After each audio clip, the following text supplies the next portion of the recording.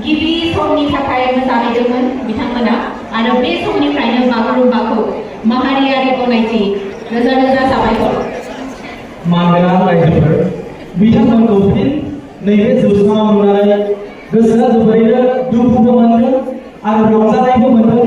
मानो होनोब्ला बिथांमोन 1952 मायथाइनिफ्राय 1980 मायथाइसिम भारतनि राजथावनि दिल्लीआव बर'नि दोरोङारि सुबुं मोसानायखौ दिन्थिफुंनो हानाय गेदेमा महरगिरि बिथांमोनहा दिनै जोंनि गेजेराव दंफैयो। जोङो मान बावो, जोङो बरायबाय आरो मादैमोनहा अराय साबसिननिफ्राय साबसिन जाथों जों बेखौनो इसोरनाव आरज खालामो। गोजोन्थों।